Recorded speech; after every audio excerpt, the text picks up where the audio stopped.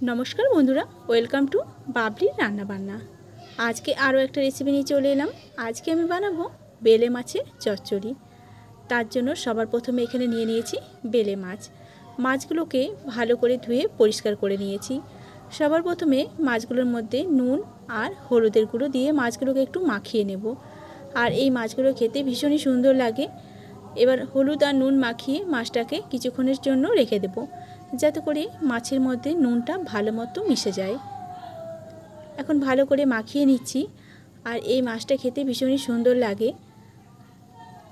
মাছটা এদিকে মাখানো হয়ে গেছে।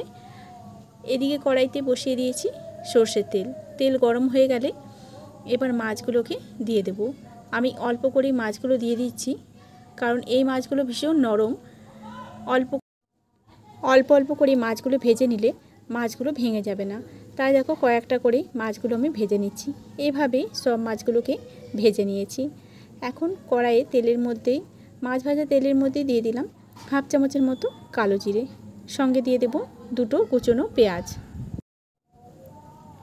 পেঁয়াজ দিয়ে তেলের মধ্যে পেঁয়াজগুলো এবার হালকা নাড়াচাড়া করে একটু ভেজে নেব। কিছুক্ষণ পেঁয়াজ নাড়াচাড়া করার পর পেঁয়াজ যখন ভাজা হয়ে যাবে তখন এর মধ্যে দিয়ে দেব টমেটো।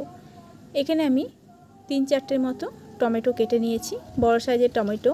এই রান্নাটাতে একটু টমেটোটা বেশি দিলে খেতে ভালো লাগে।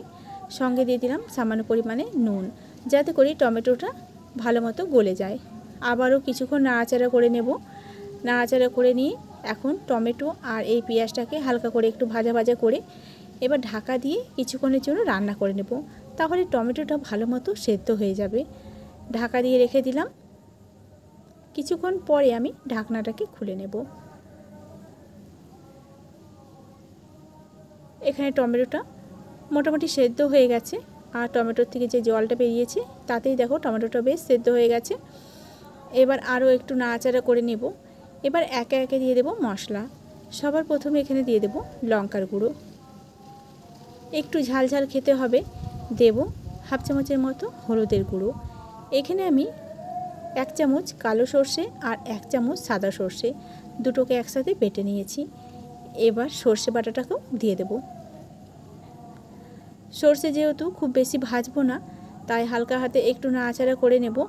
কিছু সময় একটু নাড়াচাড়া করে নিয়ে তারপরে এর মধ্যে পরিমাণ মতো জল দিয়ে দিতে হবে, কারণ সর্ষে বেশি ভাজলে তেতো হয়ে যাওয়ার ভয় থাকে। এবার দেখো কিছুক্ষণ নাড়াচাড়া করে নিয়েছি। এখন এর মধ্যে দিয়ে দিচ্ছি পরিমাণ মতো জল। রান্নাটা একটু গামাখা হবে, তাই জলটা বেশি দেব না, সামান্য পরিমাণেই অল্প জল দিয়ে দিলাম। জল দিয়ে আবার একটু নাড়াচাড়া করে নেব।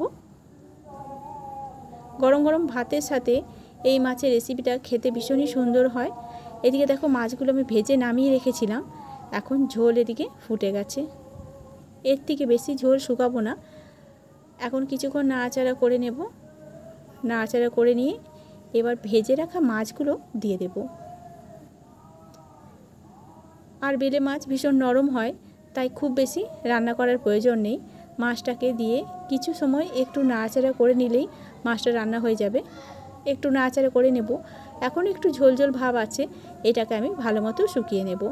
এবার নাড়াচাড়া করে আরও কিছু সময় আমি রান্নাটা করে নেব। কিছুক্ষণ সময় পরে আমি ঢাকনাটাকে খুলে দিয়েছি। এখন দেখো অনেকটা জল শুকিয়ে গেছে। না আবার আগে দিয়ে দেব বেশ অনেকটা পরিমাণে সর্ষের তেল। যেহেতু সর্ষে বাটা দিয়ে রান্না করছি, না আবার আগে যদি একটু সর্ষের তেল দিয়ে রান্না নামানো যায় তাহলে তার স্বাদ কিন্তু ভীষণই সুন্দর হয়। গরম ভাতের সাথে মেখে খেতে ভীষণই ভালো লাগে। কিছুক্ষণ নাড়াচাড়া করার পর দেখো একেবারে তেল ছেড়ে গেছে মাছের থেকে। এখন আমি মাছটাকে নামিয়ে নেব। তৈরি হয়ে গেল আজকে বেলে মাছের চচ্চড়ি।